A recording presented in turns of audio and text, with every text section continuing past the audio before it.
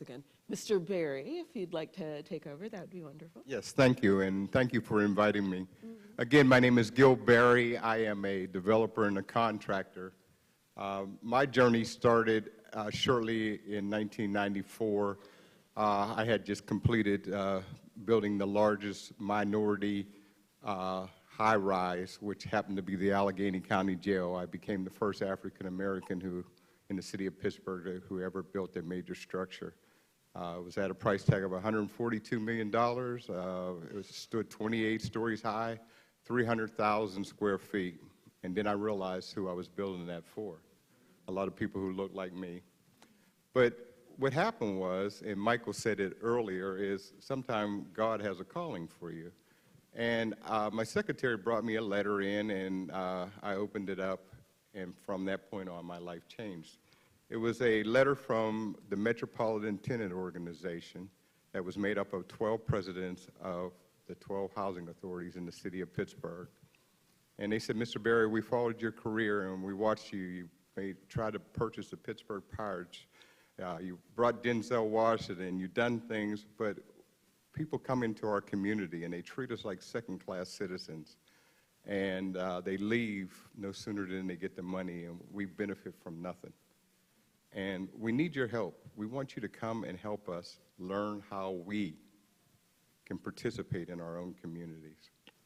So I took my engineers and we went over and we sat there, and as I sat on the floor, and as we know, public housing is 90% female, I realized that God had called me at that time to strengthen and help people. And as we know, public housing is race. I mean, it's income, not race. And what we did is we start working with the residents. But what I learned is those women taught me so much. And what they taught me is they had rights. They had rights in public housing, but they were being victims in their own home. And I start researching. And a lot of people don't know, under CFR 24-135, when the soldiers came back from the war, Harry Truman said you can live in temporary housing as long as you want. And no one can ever put you out until you can build your own home. Well, the residents inherited the temporary housing. And so they inherited an executive order from Harry Truman. And so as long as they live in public housing, they can never be put out. But as rules changed and new programs came in, Hope 1, Hope 2, Hope 6, they start displacing the residents, and once they do that, their rights change. They become new ownership, new rules, and they lose all their rights. So I go around the country. I represent 40,000 residents in public housing. I do this for free, and Michael is my boss. And we go around and we teach the residents what their rights are. And so what we did in Pittsburgh, and I'm just going to fast track, is Michael came to me and said, Mr. Barry, I need your help. But what I found out is Michael had the plan. He had figured it out a long time ago. And his plan was he wanted to develop his community. Not housing, a community. And what Michael didn't tell you is Michael is now the owner of 70 units, senior citizen, him and his residents. They own it, they operate it. They are the developer. I work for them. And so what we're doing is going around the country. Michael is on a fast track. We will probably represent before this month, May. We just picked up 10,000 more residents in New York and Buffalo. We're in Nashville, Tennessee. But what is going on, and this is why the alert is today, there's a new program out by HUD called RAD, R-A-D, and it is to destroy families and communities.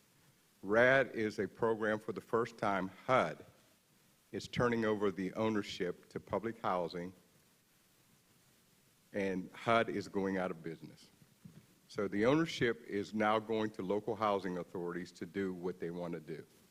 And so what happens is they're bringing in private property managers to manage the properties. And so what's going to happen there is when they privatize the property management, new rules, new regulations. So if you've ever been arrested, if you're a resident, you can't move back in. If you owe a utility bill and ain't paid it, you can't move back in. So we're going to see homeless people all across the United States, because what is happening is residents are being victimized again. But they have all the rights, they just don't know it. Under 24 CFR, they have the right to pick their own developer, they have the right to pick their own attorney, and what we are trying to do is shortstop what is happening. I'm on a mission, I don't get paid to do this, and what we're doing is going out, letting residents know what their rights are and how we can assist them. The good news is, Mr. Castro sent me probably a year ago, the new Secretary of HUD. I was familiar with Sandy. I did a lot of work up at Sandy Storm and also Katrina. And a lot of violations happened, but I documented all the violations. And I turned those over to Fair Housing, and I kept my files. And so when Mr. Castro took over, he sent out 98 pages to people who had a lot of knowledge of new comments on new rules. The new rules have not been changed for HUD in 20 years on rights for the residents under 24 CFR. And I was able to comment on a lot of things that were occurring that I had over my tenure of all the years I have worked with people in public housing. And a lot of those things are being incorporated now. The key here is that our residents right now need us more than any time ever, because their rights are going to be taken away. Because as they privatize public housing and what they're doing, but what we're saying is, don't RAD, you don't have to get rid of RAD, let's improve RAD. Let's do what we did in Pittsburgh, where Michael Wilson took his community, housing authorities, partner with the residents. Let's stop just refurbishing housing, let's build communities. In Michael's community, he has not only 70 units of senior citizens new building, which they own. They have a healthcare clinic with telemedicine. They have a wellness center. They have a community food bank. They have a facility to train the residents. These residents will be able to own, operate their facility. And it's the first time that this has ever been done, if you check the record. So what we're letting residents know around the country, you don't have to be a hostage.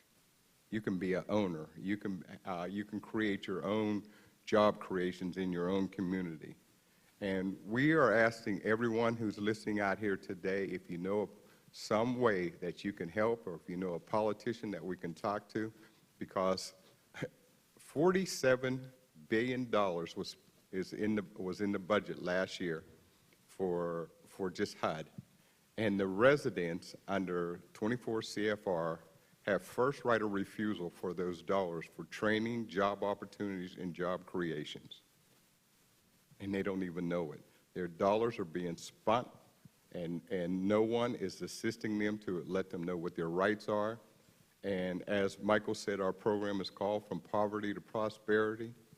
And what we're doing is trying to educate as many as politicians, community leaders, and other people that the residents don't have to be victims, that they can be people who can now become not on the backs of the taxpayers, but become taxpayers. Thank you.